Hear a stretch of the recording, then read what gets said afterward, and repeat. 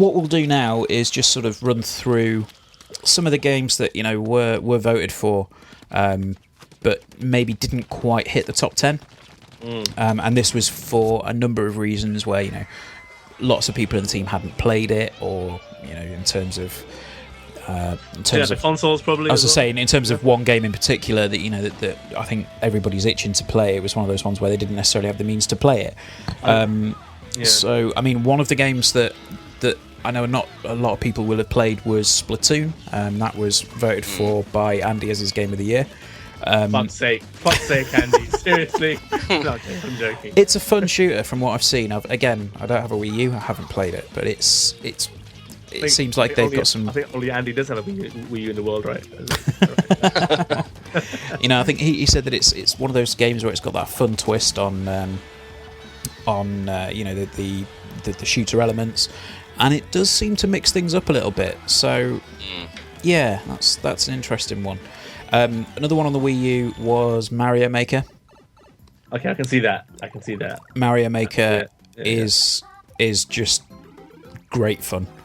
I've Mario with a Little Big Planet twist, essentially. Yeah, and I've seen a lot of stuff recently where there's websites having competitions with each other to see who can make the most dastardly level, all sorts of stuff like that. It looks really cool, and it's almost tempted me to get a Wii U, but again, nah, you don't want to waste your money, mate. You're all right.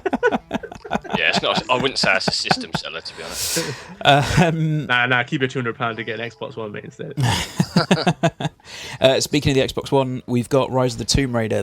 This should have been in the top 10. Yeah, what the hell, guys? Well, nobody played it, and you two guys, you were the only two that voted for it, and you didn't vote it highly enough, so, sort your lives out.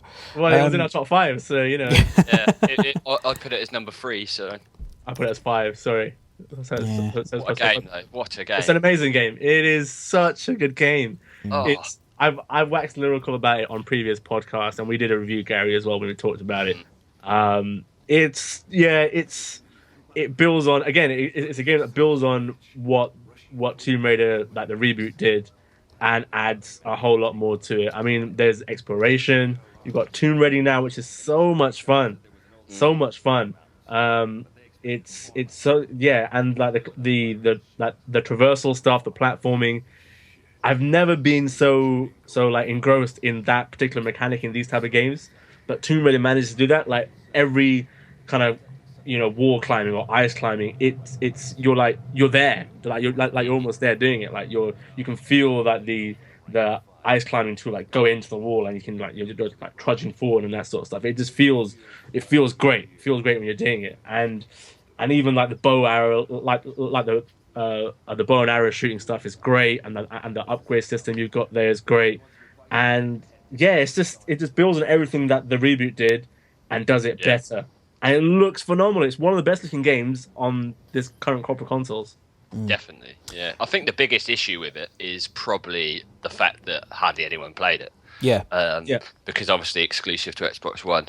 More people will play it next year, don't worry. Yeah, exactly. And so they should, because what a game. That is still one of my favourite games for a long time. I just love everything about it, to be honest. I think even the story is decent. Even the story. Yeah, because that was one of my issues with the original reboot. The story was pretty poor. But this time round, they've sort of improved massively on that. But just the sort of the part open world sort of aspect to it is amazing. Just it gets that balance right, doesn't it? It gets that balance right with like being linear and just giving you a bit of a exploration to the side as well. So it gets that right. It's a game. I actually do feel for Crystal Dynamics, to be honest, because they've made a game and it's probably taken them 4 years to make it, and people just out there just. Well, they've got money from Microsoft. Yeah, that's true. But I'm pretty sure if you asked them, they would have preferred to have sales. Yeah, they would prefer people to play it rather than that. But yeah, it is what it is. But great game. Great game. I mean, we'll see what happens with it next year. But I'd kind of struggle to muster any sympathy given how it's been. For the game, it got announced and then all of a sudden it was, this is an exclusive. Oh. Shit, okay. But then the argument with that is it's not the developers, it's the higher ups at Crystal Dynamics. Oh, absolutely. Yeah, so you can't really blame that on the people that created and developed the game, really. No, that's fair. Great game. Brilliant yeah, game. I think that's the bottom line. It is a fantastic game that more people probably should have played this year, but we'll get more people playing it next year. And I'll probably buy it again and play it again next year. Yeah, I mean, I'm looking forward to it on PC. If I don't get an Xbox One before it comes out on PC, then I'll... Well, if you've been a good boy, Santa might bring you one, all right, Ben? Willy bollocks. So, yeah, another one that's not quite made it in was Rainbow Six Siege. There wasn't really many votes for that. I think I was the only one that voted for it in my top 5. I would have voted for it again if there was a more wider selection. I probably would have voted for that as well. And it's a testament to how many good games have been out this year. Like Siege it's great fun.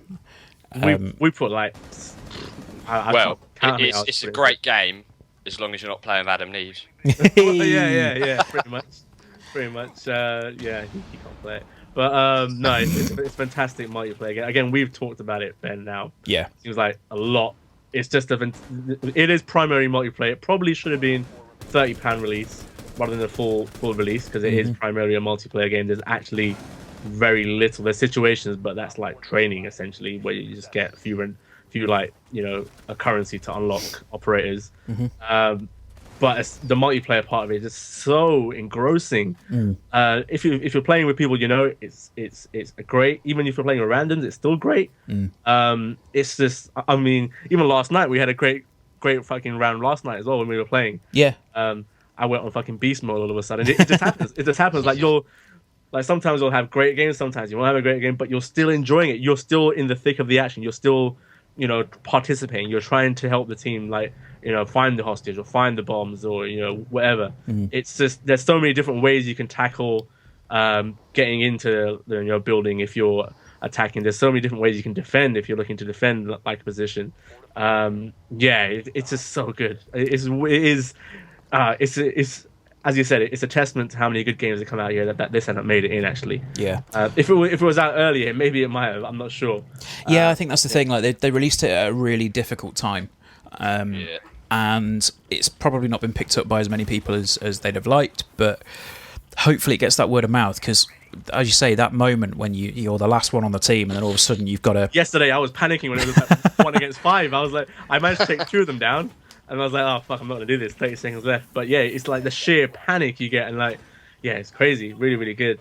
Yeah. So a couple of other ones that we'll sort of run over. I want to quickly. mention one thing that probably won't get mentioned by anyone else. I'm currently playing Yakuza 5 on the PS3. Yes, PS3. I'm going retro because it came out in Europe in the PS3, just a few weeks ago, and that is a really good game. Really good game. It's I'm a huge fan of the series. Previously, I finished 1, 2, and 3. Didn't get to finish 4. But I'm a fan of the series, so I picked up 5 and been playing that recently, and it's so good. Such a good game. It's like the first few hours were essentially me wandering around Japan with my boss, who's the owner of a taxi stand, going to eat some sushi and whatnot, and then going to a hostess club, romancing some women, doing that, and then getting into fights with Yakuza essentially, and the next day waking up with a slight hangover and then going to drive a taxi and driving fares around and stuff. Yeah, I was like, pretty cool. As you do. As you do, yeah. It's really good. And even the story seems they have multiple characters.